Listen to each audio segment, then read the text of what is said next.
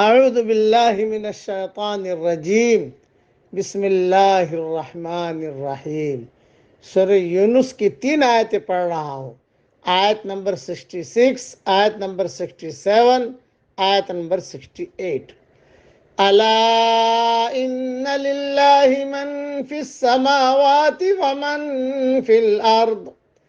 یاد رکھو کہ جتنے کچھ آسمانوں میں ہے اور جتنے زمین میں ہیں یہ سب اللہ ہی کے ہیں۔ وَمَا يَتَّبِعُ الَّذِينَ يَدْعُونَ مِن دُونِ اللَّهِ شُرَكَاءَ، اور جو لوگ اللہ کو چھوڑ کر دوسرے شرکاء کی عبادت کر رہے ہیں، إِن يَتَّبِعُونَ إِلَّا الظَّنَّ وَإِنْ هُمْ إِلَّا يَخْرُصُونَ۔ کس چیز کی عبادت کر رہے ہیں، کس چیز کی اتباع کر رہے ہیں؟ محض بے سند خیال کی اتباع کر رہے ہیں اور محض اٹکلے لگا رہے ہیں۔ هو الذی جعل لکم اللیل لتسکنوا فیہ والنہار مبصرا۔ وہ ایسا ہے جس نے تمہارے لیے رات بنائی تاکہ تم اس میں آرام کرو، اور دن بھی اس طور پر بنایا کہ دیکھنے بھالنے کا ذریعہ ہے۔ ان فی ذالک لآیات لقوم یسمعون۔ تحقیق اس میں دلائل ہے ان لوگوں کے لیے جو سنتے ہیں۔ قالوا اتخذ اللہ ولدا سبحانہ۔ وہ کہتے ہیں کہ اللہ اولاد رکھتا ہے۔ هو الغنی، سبحان اللہ، وہ تو کسی کا محتاج نہیں۔ لہو ما فی السماوات وما فی الارض، اسی کی ملکیت ہے جو کچھ آسمانوں میں ہے اور جو کچھ زمین میں ہے۔ ان عندکم من سلطان بہذا، تمہارے پاس اس پر کوئی دلیل نہیں۔ اتقولون علی اللہ ما لا تعلمون، کیا اللہ کے ذمہ ایسی بات لگاتے ہو جس کا تم علم نہیں رکھتے؟ تھوڑی تشریح سن لیجئے۔ یعنی اللہ کے ساتھ کسی کو شریک ٹھہرانا کسی دلیل کی بنیاد پر نہیں، بلکہ یہ محض ظن اور تخمین اور رائے اور قیاس کی کرشمہ سازی ہے۔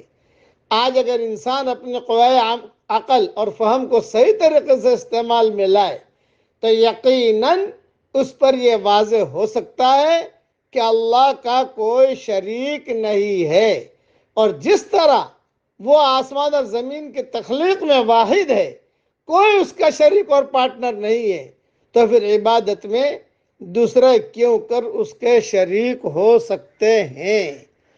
دوسری بات، جو کسی کا محتاج نہ ہو اسے اولاد کی بھی ضرورت نہیں ہے، کیونکہ اولاد تو سہارے کے لیے ہی ہوتی ہے، اور جب وہ سہارے کا محتاج نہیں تو پھر اسے اولاد کی کیا ضرورت ہے؟ تیسری بات، جب آسمان اور زمین کی ہر چیز اسی کی ہے تو ہر چیز اسی کی مملوک اور غلام ہوئی، پھر اسے اولاد کی ضرورت ہی کیا ہے؟ اولاد کی ضرورت تو اسے ہوتی ہے جسے کچھ مدد اور سہارے کی ضرورت ہو، جس کا حکم آسمان اور زمین کی ہر چیز پر چلتا ہو، اسے کیا ضرورت لاحق ہو سکتی ہے؟ علاوہ ازیں اولاد کی ضرورت وہ شخص بھی محسوس کرتا ہے جو اپنے بعد مملوکات کا وارث دیکھنا یا بنانا پسند کرتا ہے، اور اللہ تعالیٰ کی ذات کو تو فنا ہی نہیں ہے، وہ تو باقی رہنے والی ذات ہے۔ اس لیے کہ اللہ کے لیے اولاد قرار دینا اتنا بڑا جرم ہے کہ اللہ تعالیٰ فرماتے ہیں تکاد السماوات یتفطرن منہ وتنشق الارض وتخر الجبال ہدا ان دعوا للرحمن ولدا۔ سورہ مریم کی آیت نمبر 90 اور آیت نمبر 91۔ اس بات سے کہ وہ کہتے ہیں کہ رحمان کی اولاد ہے، قریب ہے کہ آسمان پھٹ پڑے، زمین شق ہو جائے اور پہاڑ ریزہ ریزہ ہو جائے۔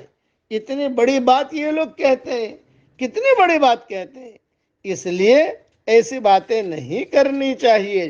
یہ مختصر میں نے تشریح کر لی ہے، اور اخیر میں اس کا خلاصہ، خدا کے نزدیک سچائی کا انکار سب سے بڑا جرم ہے۔ خدا کے نزدیک سچائی کا انکار سب سے بڑا جرم ہے، اس لیے سچائی کو قبول کرنا چاہیے۔ اللہ تعالیٰ ہم سب کو عمل کرنے کی توفیق عطا فرمائے۔ اب پڑھ لیجئے میرے ساتھ، اللہم انا نسألک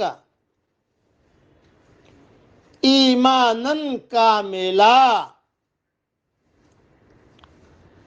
ویقینا صادقا، آمین یا رب العالمین۔ سبحان ربک رب العزت عما یصفون وسلام علی المرسلین والحمد للہ رب العالمین۔